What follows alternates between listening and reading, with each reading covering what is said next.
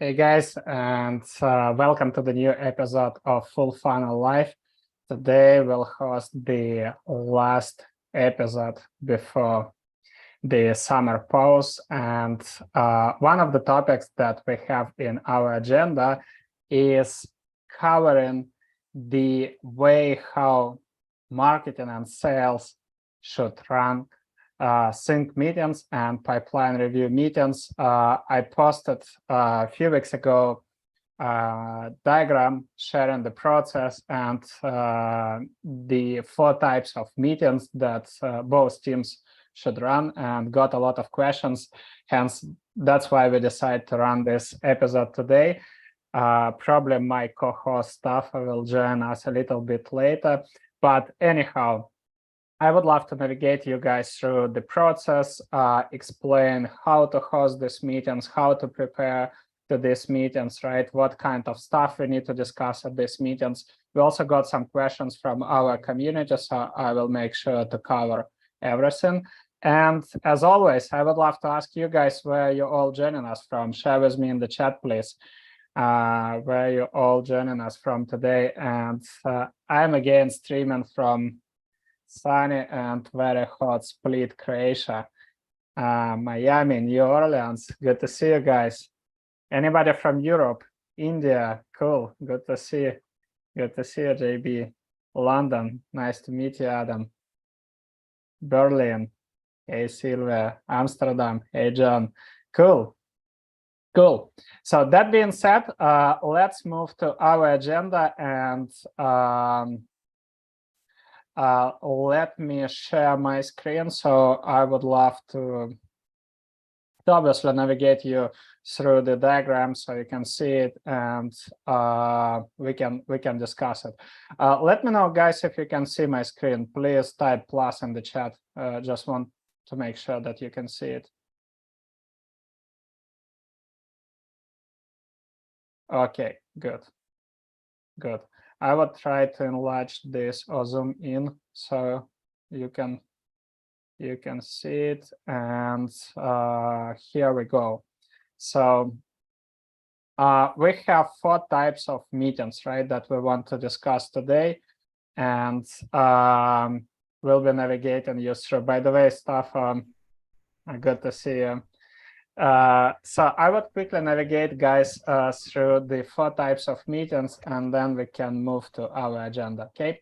So the first one that we believe everybody needs, every B2B organization needs to run is weekly joint campaigns review meeting. Here's the reason why.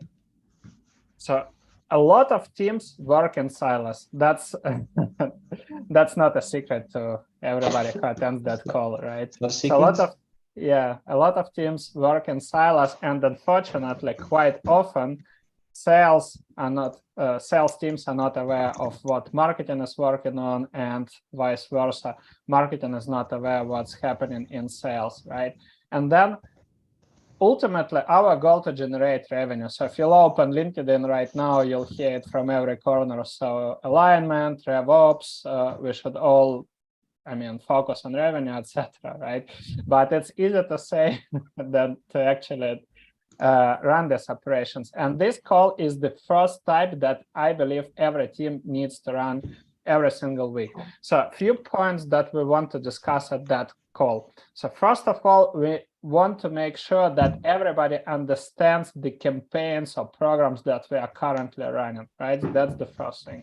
The second one is focusing on leading indicators. Why? We got this question on LinkedIn, by the way. Why focusing on leading indicators?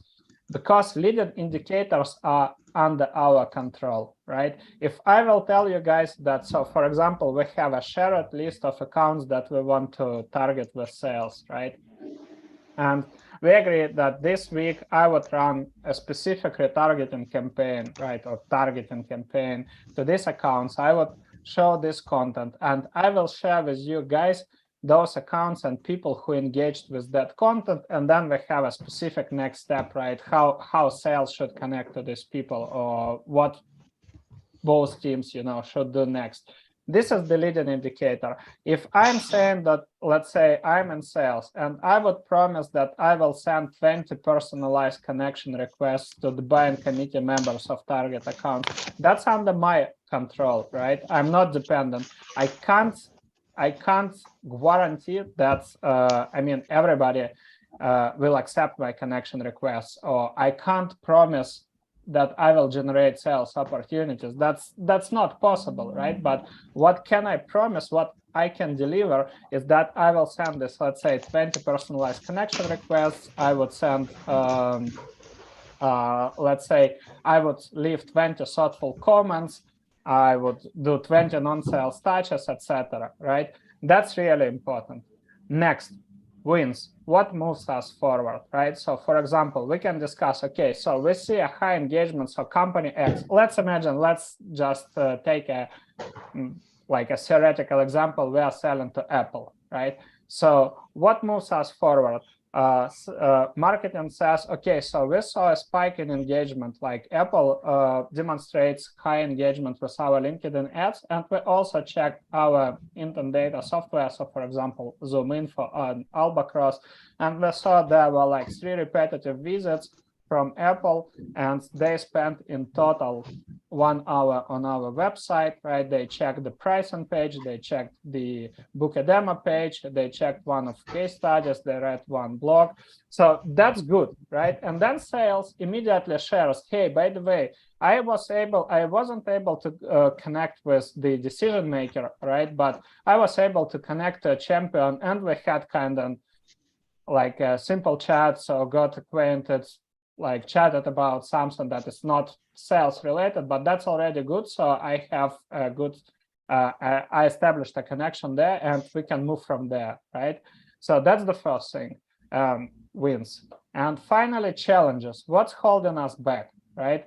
So what are the problems we are facing? Because, okay, we have these joint campaigns, we have agreed on specific actions, and then sales, for example, say, hey guys, sorry, this week we didn't do anything.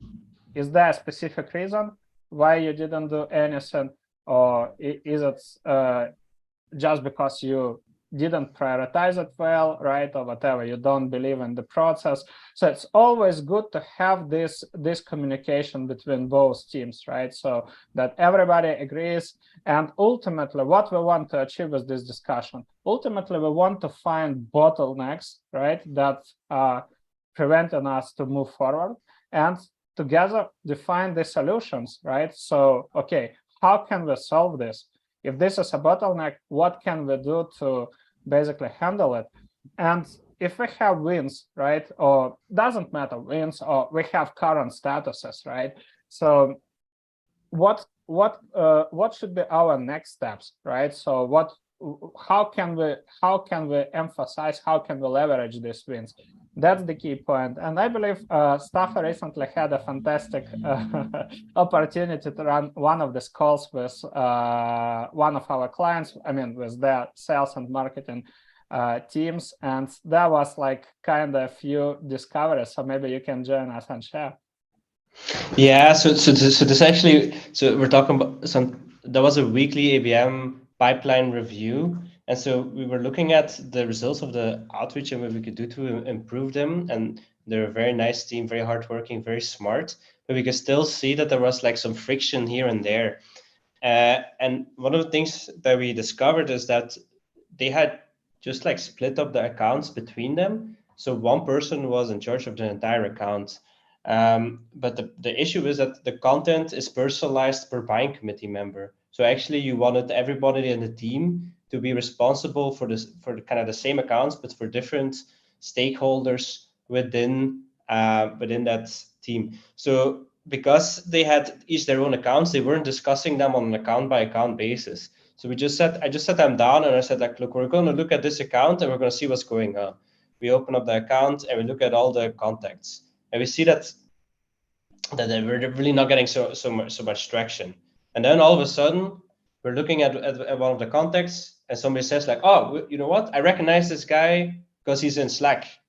I'll just write him on Slack, on just like a public Slack that they're in." And within 2 hours, we had a call with them. and I don't want to give away too much, but we have a really interesting. So we had contact with them within 2 hours, and now we're about to set up a real life meeting inside the office with these accounts. And the only reason that we managed to do this is because we got together as a team and we just went account by account and started to figure out, okay, what can we do with the accounts? So that's why I think it's so relevant.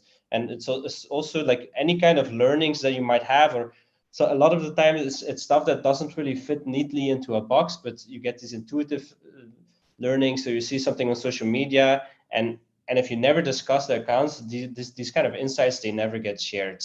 So as I really think that these weekly ABM pipeline reviews are really critical, and they make all the difference.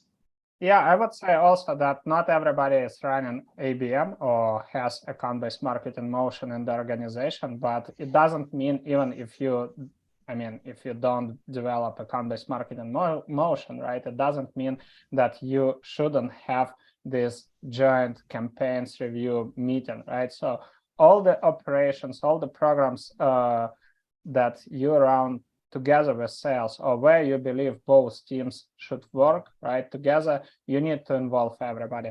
And that helps to break the silos. And also it helps to share, the insights. It's good to share the insights. I know a lot of teams do, sporadical sharing in the chat saying, hey, so I found this post on LinkedIn. Or guys, listen to that webinar, very interesting. Oh, fantastic episode by whatever, by Chris Walker, by guys from Full Funnel, by anybody else. But what's next, right? So what's the context here? Why anybody should listen to it, right? Or why anybody should check that LinkedIn post? Or what do you mean by this, right?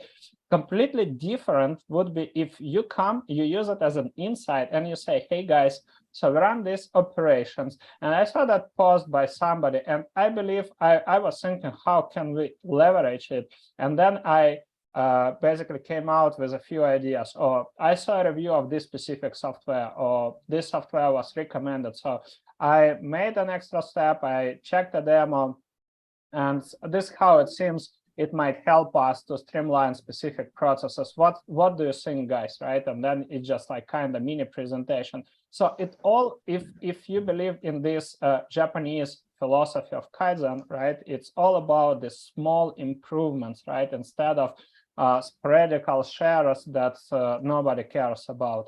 So leading indicators basically declaring what you have promised to deliver, right, and share the status. Next, wins, what moves us forward, challenges, what's holding us back.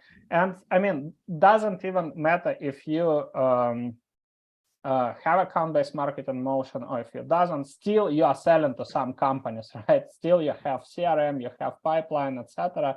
So it's always good to have this discussion about the account statuses, even if you, let's say, if you are selling to masses, right? If you are working for a mass market company, then maybe you have a big pipeline, but then it makes sense to have like a cluster discussion per stage, right? So look at this stage. We have free trial, for example, right? So what's happening here? How can we, what are the ideas or questions or concerns or challenges from sales, right? How can we help to activate more free trials, right? Or obviously we are not in that space, but I just want to give you an idea because I saw that question in somebody from our community asked, not specifically our space, but just to give you an idea, right? Have a cluster discussion. So have discussion per stages in your CRM and discuss what could be done next, right? How can you activate more of these accounts that are already in your CRM? I think probably most of the people that are here on the call or are going to listen to this later on Spotify or something, they will think this is a pretty good idea to have these meetings, and then they might knock on the door or send a meeting request, and they might get a response like, why would I join this meeting? We already have so many meetings. Why are you adding overhead? What do you think marketers can do to motivate people to actually have participate in these weekly rituals? Start small. So the philosophy is very simple. A lot of companies, when they buy in this idea, right? So for example, somebody listened to that episode, then share it to in-house Slack or Teams and say, hey, so that's like, that was a good insight. Let's do this sync meetings, right? But what exactly you are going to do? Who is going to attend? And then imagine that everybody is busy, right? And especially if you have a remote team and you are selling to multiple countries, multiple time zones, now you have a trouble. So the same philosophy that we apply to develop account-based marketing motion should be applied to this process, right?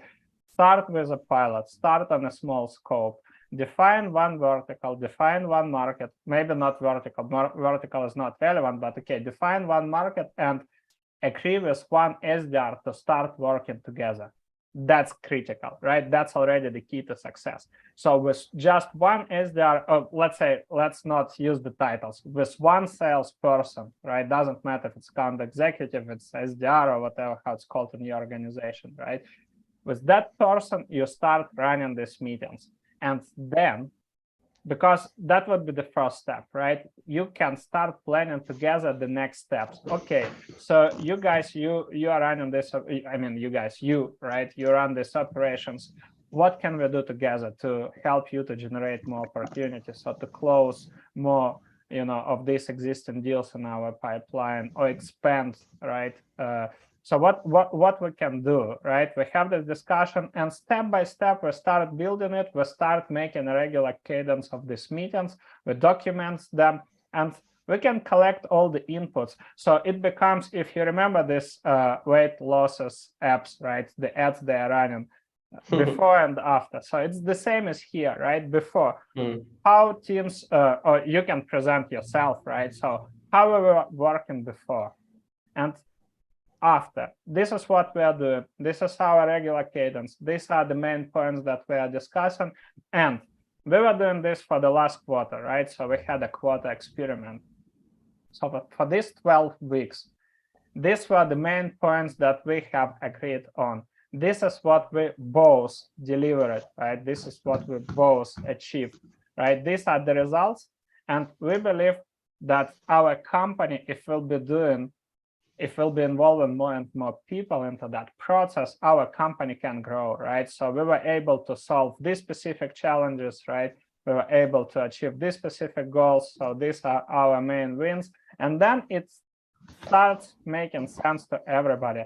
But the key point is not, again, involving immediately the entire sales team. So start growing it gradually, right? Invite new sales people, and step by step, maybe you can create, ideally, you can create mini teams, right? But especially if you are selling remote, if you are selling to different markets, different time zones. So you start create these mini RevOps teams, if you will. So but I know that a lot of people think differently about revenue operations, but for me, it's very simple. It's when both marketing, sales, and client success work together, right? So that's an operation team that basically generates revenue actively, right? So then you can form these teams, and these teams will work together.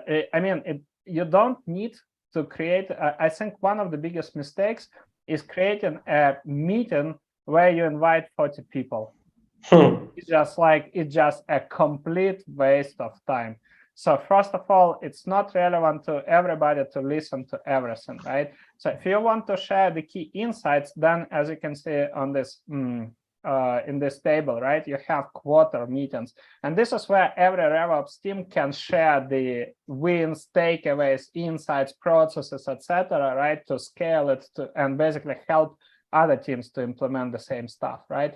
But don't do weekly meetings with 40 people. So imagine if you have 1 hour, so how much time every person has on that meeting? I mean, even I'm kidding, of course, but okay. So what if you invite 10 people? So it's already it's already only 6 minutes per person. And there's always one person that's going to be talking for 40 minutes. Yeah, 80-20. So 80% of that meeting would be taken by one person who loves to talk, right? Who loves to ask a lot of questions. So that's the challenge, right? But again, as I'm describing, so even if you invite 10 people for an 60 minutes meeting, that's only 6 minutes per person. How good would be that discussion? Just think about quality, right? and think about how many points you'll be able to discuss. So ideal setup, I mean, in future, right, could be dependent on how many people you have in specific region, but I would limit it to, let's say, 4 people maximum, so you have meaningful discussions and collaboration between marketing and sales. So that being said, even if you have a small marketing team, because that could be a question, right? In this, let's imagine you have a small marketing team, but you have a lot of sales people, right? So then you can skip. So let's say one marketer could belong to several RevOps groups, right? That's also a fine solution. But again, just avoid inviting like multiple people to that meeting. It will be a disaster, and it will be wrapped up in realistically very soon. Yeah. So before we get in, we have a question, but before I get into that, I would also like to give my 2 cents. So one thing that I think is super important if you're trying to install a new kind of meeting in a company is that you're really well prepared for the first session. You would think it goes without saying, but you don't want to show up to the meeting with an empty piece of paper if you're the one that are trying to drive this meeting. So for example, if we're looking at the weekly pipeline reviews, you should already show up in this meeting and have your report on your end ready. You should already have like written down what are some relevant insights, maybe already have some ideas about next actions, already have some suggestions for accounts that should be removed, have some suggestions for some accounts that should be added. So I think that's very important, is that you're super well prepared for that first meeting, and that you also help the other person prepare, or at least like tell them upfront what's expected of them. And then I also really am a big believer in turning these meetings into workshops. So what I don't like is you show up to the meeting and you're only looking at each other, and you're like, oh, what are we supposed to talk about? Leading indicators. Andre, can you show me some leading indicators that you have somewhere? Okay, let's look at this. No, what I really like is you have a document and you go through the document together and everything's written down, so that you just have a very clear structure. Because another typical thing of these meetings is that they turn into either useless discussions where people are blaming each other, or we're just talking about details the whole time that actually don't matter, or you start talking about just like social stuff. And I mean, it's good to be friends with your colleagues, but but if you want to really turn this into like recurring meeting that drives, your processes and your results forward, I think that every meeting should have its own document that's for a big part pre-written, that just shows you exactly which steps that you're going to go through. And if you don't do that, it will quickly disintegrate into just like another scheduled meeting that you're not really sure why you're there. So I think that's very important as well. Yeah. So should we cover a question from Rose, right? Yes. It's a when dangerous marketing question. And sales plan things together, does marketing team entitled to incentives for any closed sales? My honest opinion, yes, if both teams are working together. Now, here's the problem. In the majority of B2B companies, both teams are working in silos, right? They have different KPIs and they have different, let's say, compensation or salary structure. That's the problem. Now, you can't change things immediately. You need to go through a change management process. And we had a very good episode about change management. So maybe stuff, if you can find it later, you can drop a link. Yeah, but generally speaking, the key point when you can where you can start discussing that question.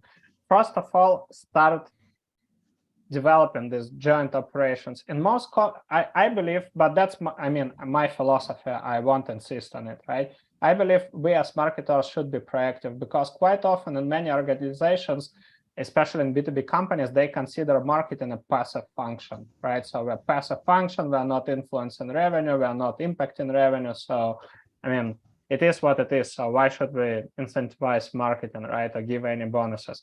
So initiate it, right? Start working on it, start sharing it.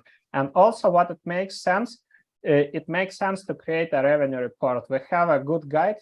So maybe if you can also find a link, it's the go-to-market strategy guide, where we have the revenue report. You can start filling that report together with an SDR or with the salesperson, right? who works with you guys, and you can easily present the marketing sourced revenue. You can present the impact on sales pipeline velocity.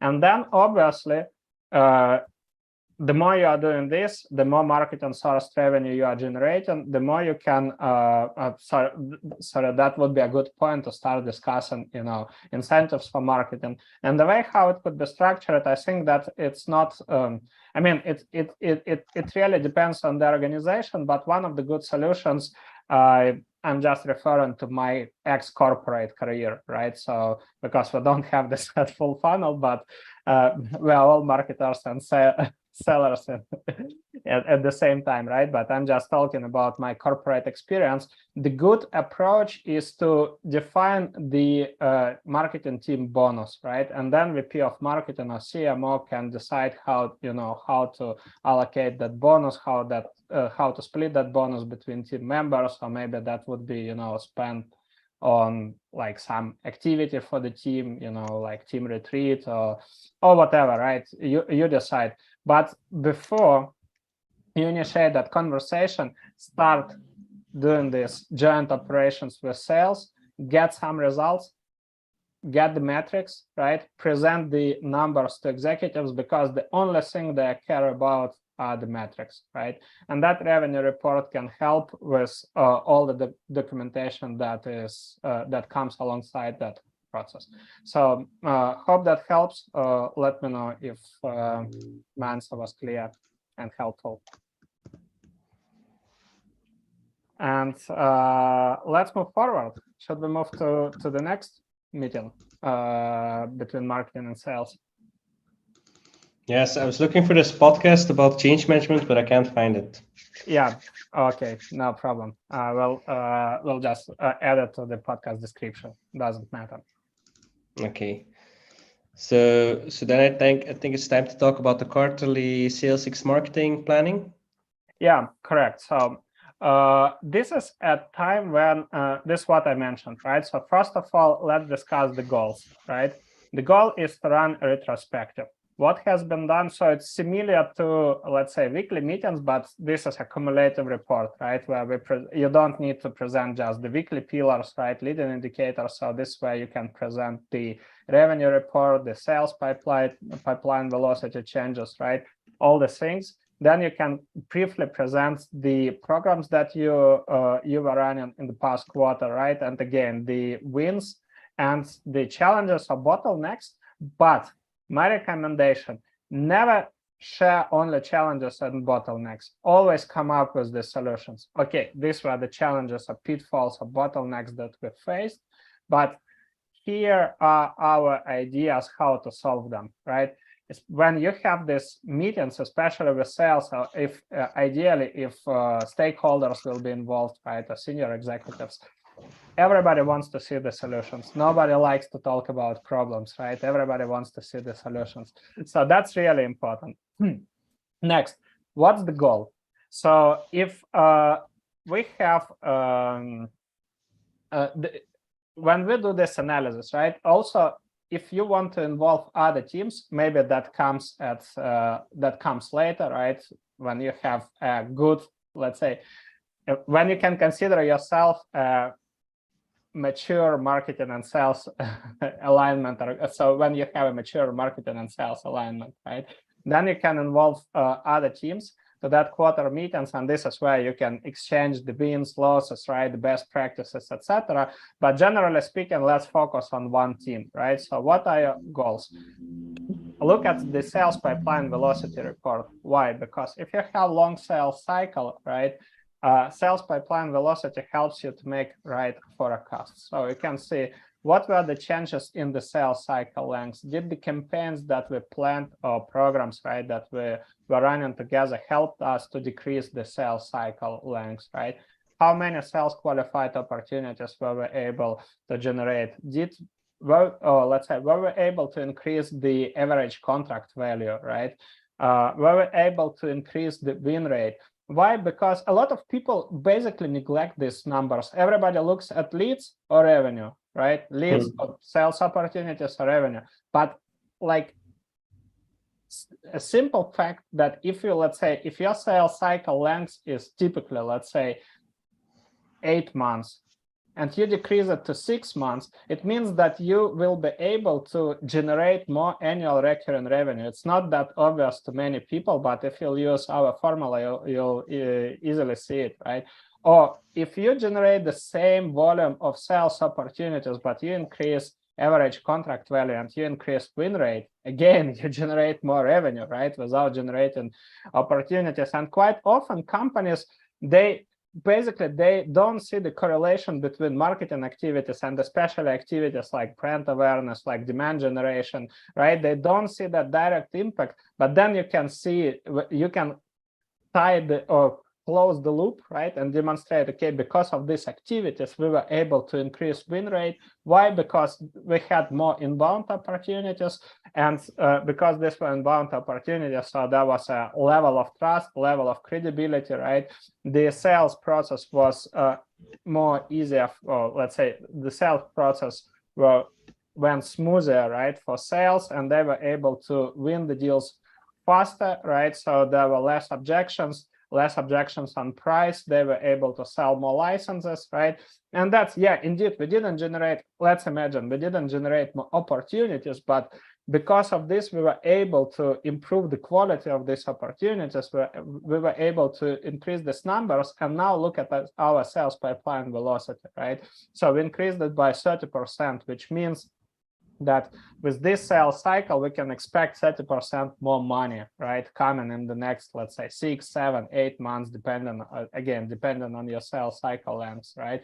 Which means that that's your revenue, right? You can always look at the revenue, and if you guys will prepare a blended attribution model, and blended attribution, that's another topic, but generally it's a mix of self-attribution, customer interviews, and digital analytics, you'll be easily able to prove the marketing impact on revenue, right? So that's why I recommend to look at it, because again, I was talking about the positive changes, but what if our sales cycle increases, or what if our average contract value drops, right? That's a bad sign, right? So for us, that's a sign. So we need to put we need to analyze we need to, let's say, invest more efforts into analysis of existing opportunities, how we generate these opportunities, why the ACV dropped, right? So what are the reasons where these opportunities are coming from? So we need to, because then if we'll do this analysis, we can improve the campaigns, the programs that we are running, right? Maybe we are targeting the wrong audience. Maybe our message doesn't resonate with tier 3 accounts, so we started to generate more tier 3 than tier 1 accounts, right, etc., etc., etc. So next one is retrospective of all joint campaigns. I think I would love to involve you, Staffan, right now, because recently you prepared several retrospective presentations and ran several retrospective calls with teams. So I think that would be great if you'll share. Yeah, I think, you know, one thing that's important when you're doing the retrospective is that you really dig deep for everything that you got out of the campaign. So of course, the first and most important thing is, what were your hard goals on the leading indicators, and did you reach them, or did you not, right? SQLs, MQLs, etc. But if you're dealing with a long sales cycle, and you have a 9-month sales cycle, and you're doing a 3-month campaign, you're oftentimes, going to be very difficult to show those like lagging indicators, right? It's just not long enough. So it's important that you really see what is everything that we take out of it.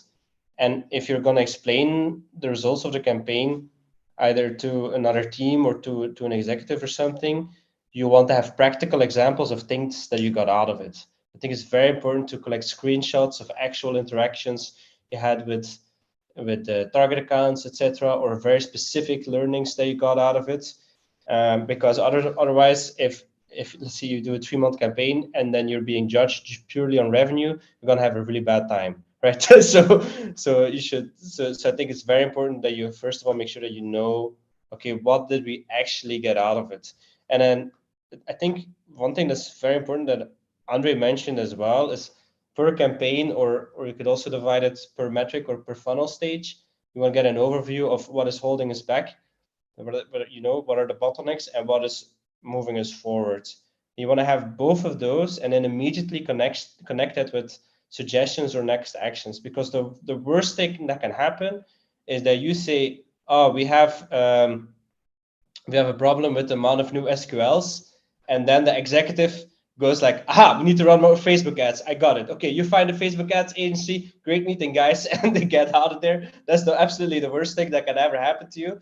In a high ACV business, the chances of those Facebook ads being the solution to your problem, I mean, it's possible, but it's not usually the case, right? And they might be reading some ClickFunnels or whatever, and they're like, oh, we just need more email lead nurturing sequence, 5 steps, add them to the cart, right? So it's really important that you connect your insights of the problem immediately to a suggestion. And many marketers that complain about getting in a role where there's just order takers for sales or order takers for stakeholders, that's where the issue is. They're like, hey guys, we have this problem, and they're a little bit afraid to make a suggestion. Then they start to think it's their job to tell you how to do marketing, and it's a really bad situation to be in. And then I think also very important as part of the retrospective is that you basically think about these programs and, okay, did it work? Yes. Okay, then how can we operationalize it so that we can keep doing it and it becomes part of our standard procedure? And if you already managed to do that, you also should think about how can we scale this to other teams, because you also don't want to be doing totally new things every campaign, every quarter, because it gets very difficult then for you, because you're always doing new things. You have to do a lot of thinking. It's tough. So you want to avoid that as well. But you also should be very clear about things that you should quit doing. Because another really bad thing that can happen to you is having like 8 things that you're supposed to be doing every single week, and you know deep in your heart that they're not working, but just somehow you've made a commitment on doing it. So those retrospectives are also a really good opportunity to be very clear about what you should quit doing. And so I think if you can combine those things together, you can have a really good retrospective that just make sure everybody's on the same page about what the past was like, how was the performance, but also that everybody's aligned on how to move forward in the future. So also a super valuable meeting for sure. That's very good point. And I would love just to add one thing. I believe you raised a very important point about like how people make decisions. The same, you need to be very accurate with presenting wins. Why? Because everybody, you know, this is the mindset. Unfortunately, in many organizations, scalability. Okay, so webinars. Okay, guys, so let's do webinars every single week or whatever, right? So I would give you a precise example. In one of the projects, CRO came, and so we posted a viral post on LinkedIn. And the first question was like, what triggered the virality of that post? But I mean, there are multiple factors, right? Yeah. And then he looked at the post and he said, yeah, because there were like some companies tagged and some thought leaders. Okay, clear. So this is what we need to do next. Oh my God. But that's not how it works, right? That's the problem. So we need to present, and we need to present the complex of things that we are running, right? And that the fact that this post went viral, there were multiple factors that were influencing it. And usually there are a lot of small, tiny actions that impact it, right? That's the key point. So we need to avoid to make these, biased opinions just to find something scalable. That's the first. So when we present the wins, we also need to present the actions, right? What we were doing to achieve these wins. That's really important. Otherwise, people immediately skip the hard work that you guys did, right? And say, okay, but why we were not doing this right from the beginning, right? So all we need to do is just to do this, right? That's the first thing. Next one is what really important, I believe you mentioned, it's really good that you have mentioned it. Stop doing different things that don't work. A lot of companies don't do it. And I mean, if you guys, if somebody challenged you are in marketing, somebody challenged you to run gated content, right? And you clearly see it doesn't work, but everybody puts a pressure on you. Okay. Prepare the report, compare it to different motions, show the stats and say, hey, it doesn't work, we are wasting time. Instead, I have a different plan. This is what I started to run this pilot campaign as a side experiment, right? So these are the positive signals, and this is what I actually want to do instead of this thing, because it doesn't work. We waste time, we waste money, we create a conflict between sales and marketing, and then, for example, executive stakeholders start saying, hey, it doesn't work, okay, so why you guys sitting here, etc., right? So we don't want to have this conflict. So you need to be very clear. Unfortunately, the problem with smaller teams, with smaller marketing teams, and doesn't matter how mature is a company, is it a startup or it's an established company, a lot of smaller teams, they think that they need to run 50 different tactics, 50 different programs, do a lot. But volume is not a solution. Volume is not a panacea, you know, to generate more opportunities. It's always better to excel at 5-7 programs, nail down a few channels, and do it way better than your competitors. That's the key to success. So that's why Stafford presented this: operationalize, improve, and refine the things that already work for a company. Double down on them, right? So make sure that you do them better and better. That's the key to success, not just you know, become obsessed with experimentation. Experimentation is important, but again, it's 80-20, right? 80% of time to proven operations, 20% of time to experimentation. Nobody says that you shouldn't innovate or experiment. You should, obviously, right? But you don't need to run 50 tactics, right? 50 different programs. That's the key. So to wrap up the quarter sales and marketing meeting, right? So what's next? What is really important is also looking at the next quarter and discuss the upcoming significant events, plan them. So like conferences, trade shows, maybe product launches, opening a new branch, launching a new product, releasing. Maybe you'll have a major release, right? So a set of new features in your product, right? I mean, I'm talking about product companies and service companies. That could be different, right? Again, so the major events, conferences, whatever, maybe launching a new service, who knows, right? So for you, it's really important to look at these events, prioritize them, and plan the actions. The worst thing that you can do is, because we know a lot of teams still are doing this, right? Okay, so we have this conference and we purchased a boost, right? So we invested whatever, 30K, or we sponsored the conference, and what's next? So I would just expect it to get a list of people that attended that conference and then spam them. I mean, I don't know, correct me if I'm wrong, guys, but I have never seen that it ever worked for any company. So, and the cost, I mean, some people say, yeah, but we generate 1-2 opportunities. Okay, but what is the cost of that opportunity? And it's not only because what is wrong to say, or the wrong way to calculate the cost of per opportunity is just, you know, look at the sponsor, at your sponsoring budget. Let's say you invested 30K and generated 2 opportunities, and then you say 15K per opportunity. That's very far from truth. You need to also incorporate the time that you spent on preparation, the travel costs, right? The time spent on that conference, etc. You see that it's way far from 15K, right?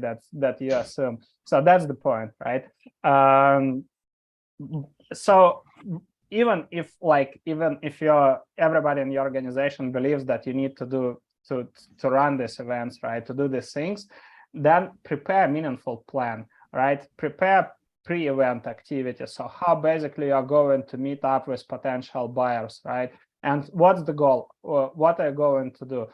For us, a lot of people say, hey, so we want to meet with them, right? But then what? So you want to have this opportunity to run elevator pitch, right? So, hey, we do this and that, let's book a demo. And yeah, so a lot of companies have a lot of meetings, but the problem happens after event, right? So all these prospects start ghosting sales. They simply don't reply to follow-ups. I don't know if you guys have ever faced this. Let me know in the chat if that sounds familiar, type plus or whatever.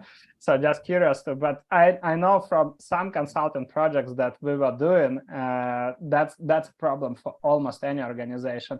There is no meaningful preparation and before the event and after the event, right? So you need to create a plan.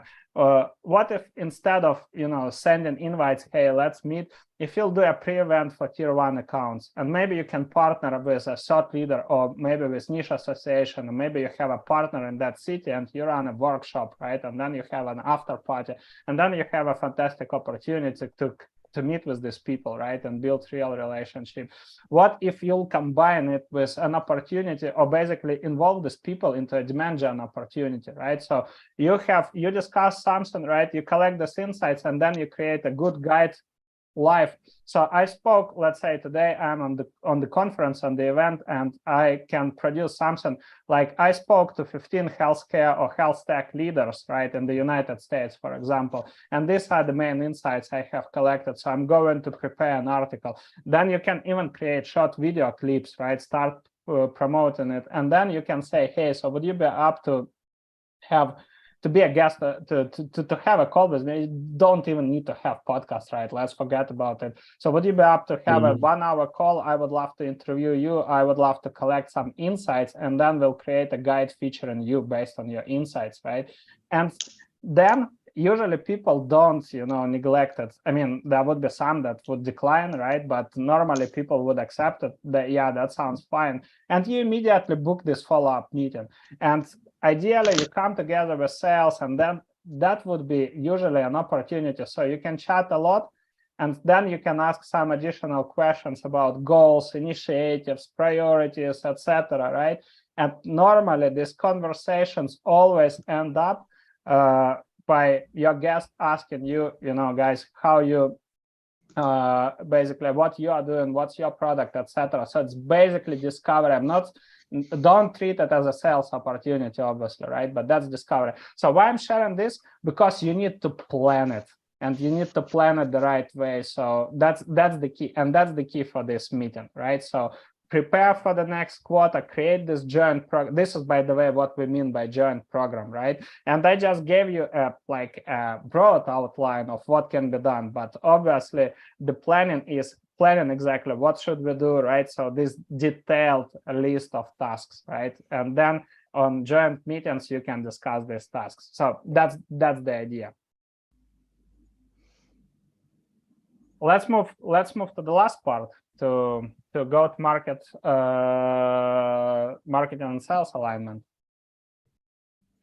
Yeah, I mean, I think this is a kind of an interesting one, Andre, because first you need to have a go-to-marketing strategy. And I think that's already difficult for many companies. And I think one thing that happens a lot is people will have some document somewhere, some Google Sheet that has like a little bit of an overview of their ICP.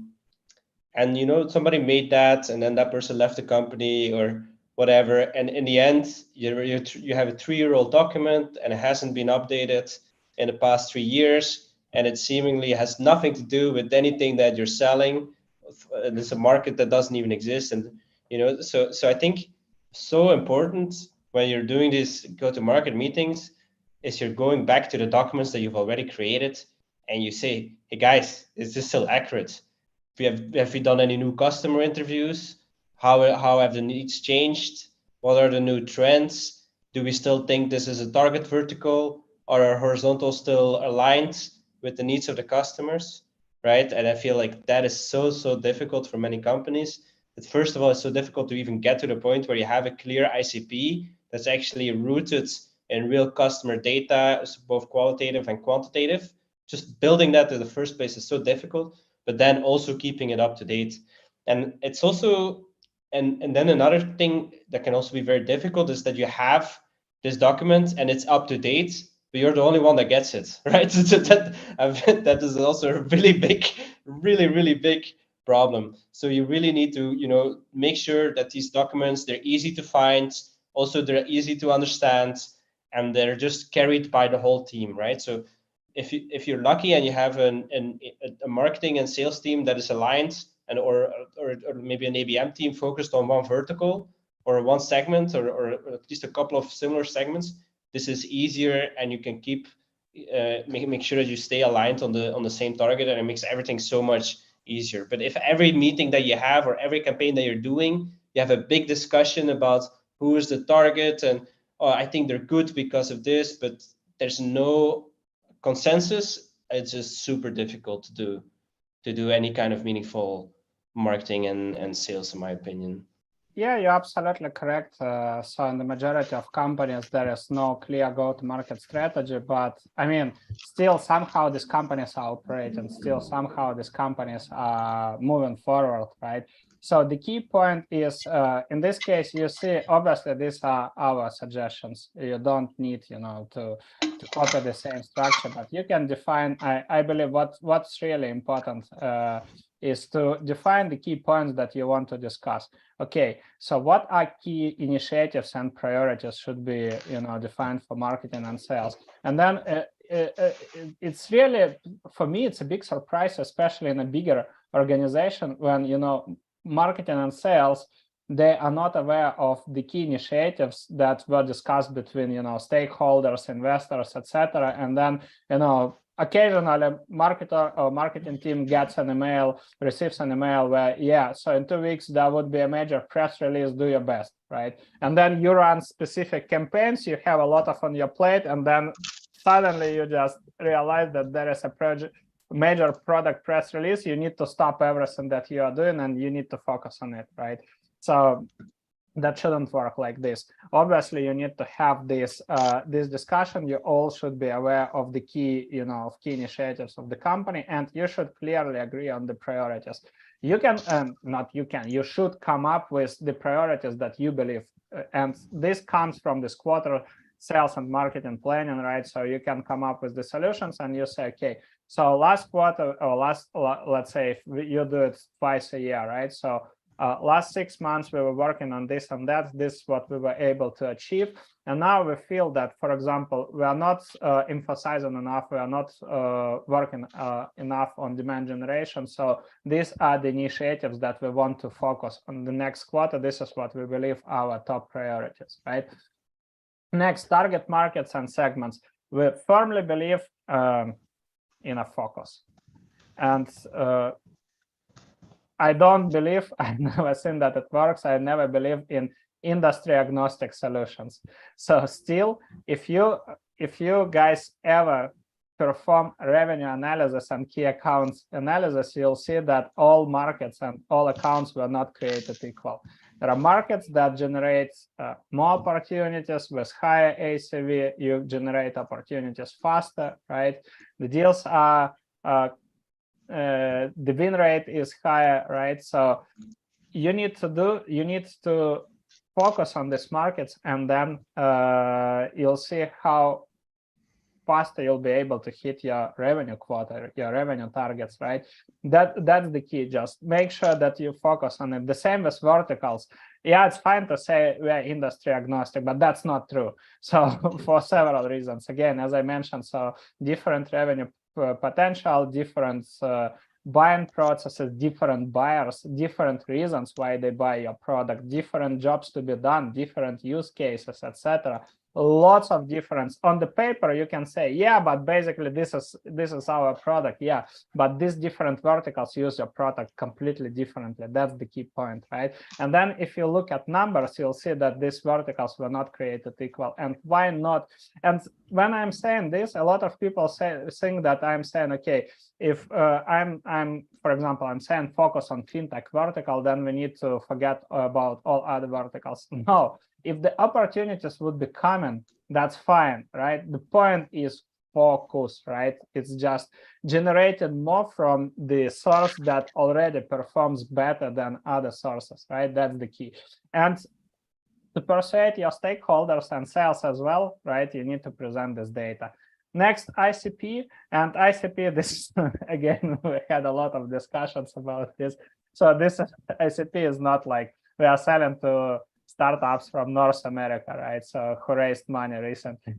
This is the worst thing that you can do, right? So you need to understand your target vertical. You need to define tier segmentation criteria, you need to define firmographics, you need to define account qualification criteria, you need to define the buying committee structure, right? Because ultimately, guys, you are not, I mean, we're all not selling to companies, we are selling to specific people in these companies, and we need to understand who is buying, who is championing us, right? Who is blocking us, who is influencing our opportunities, who can connect us to target decision makers or provide insider information.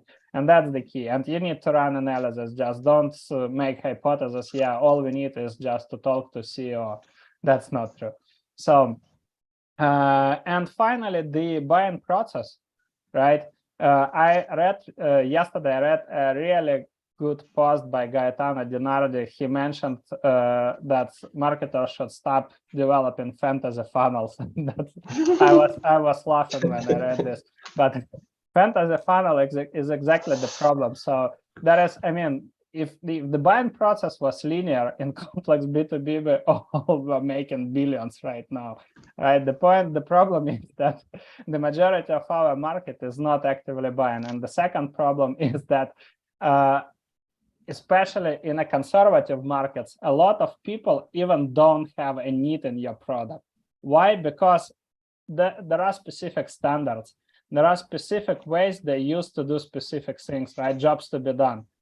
And it becomes a standard. It's just a normal case for people. They simply don't understand that the things could be done differently, or the process could be improved, right? Automated or whatever, right? And it requires a lot of education. And then you need to understand the buying triggers. So what usually pushes your buyers to start looking for products, services like yours, and demand triggers. What can attract their attention? What can change their mindset, right? What kind of information they would love to consume, and from whom, right? And in what channels and what formats? That's the key point. And then step by step, you can create this full funnel program, right? Full funnel for us, what basically that's what full funnel marketing means, right? Marketing and sales across the buying process, across the buying journey, right? Not tofu, top of the funnel, middle of the funnel, bottom of the funnel. These are obsolete definitions, right? We can use this in marketing slang, just, you know, to categorize different activities, but that's in reality, there is no tofu, mofu, and bofu, right? So that's the thing. And the only way to understand this buying journey is having this blended attribution model that I have already mentioned. It requires self-attribution. How did you hear about us, right? Classic.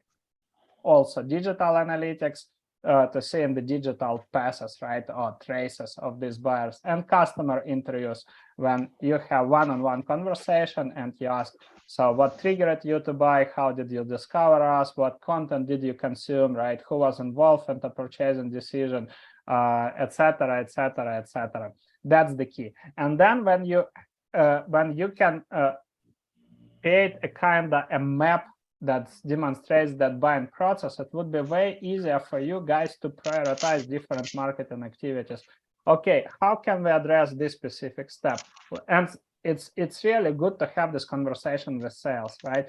How can we address this step? We need to create these specific pieces of content. And these pieces of content we can share on LinkedIn. If there would be engagement from target accounts, then we can save it as, let's say, as an ad and boost it to our target account list, right? So to continue nurturing them.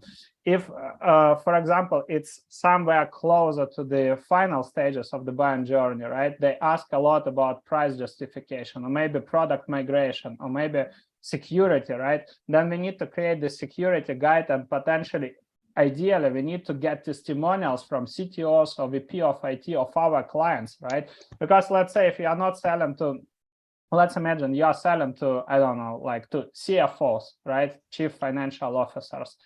And you present, like typically on our website, we'll present testimonials from our CFOs, right? But if the deal comes later to CTO who needs to evaluate, you know, your product, how well it fits the ERP system or whatever, right? Then this person doesn't care about CFO testimonials. They want to see testimonials from their peers, right? And that's the idea, right? So you can incorporate this, you can get this testimonial. So even in our case, just to give you an idea, whenever we talk to a new company that approaches us, right, for collaboration, we have testimonials from executives, from CEOs, right, of company. We have testimonials from VP of marketing, marketers, etc., and we have testimonials from CRO, VP of sales, etc., because they want to see the outcomes of account-based marketing, that how their peers describe the outcomes they got, right? Not the creative, or not the hard work that me, Staff, and Vlad put into creating a copy website. So that's the point. Good. Can you share templates or samples of these GTM documents? Basically, I think you can easily, so Staff shared the guide while I still share my screen. So you can, guys, check this guide. I believe it navigates you through the whole process, and you can see all the stuff here, right? So B2B marketing strategy framework, pipeline velocity, how do we currently grow, right? So the analysis, segmentation, revenue analysis, all the things that I have mentioned today, right, you can find in that guide. So it can give you a pretty good comprehensive idea. Or if you want to get templates, if you want to get like a step-by-step process stuff, or also share a link to our Full Funnel Academy. So this way you can, and you can also get our practical help, feedback with all the stuff. Good.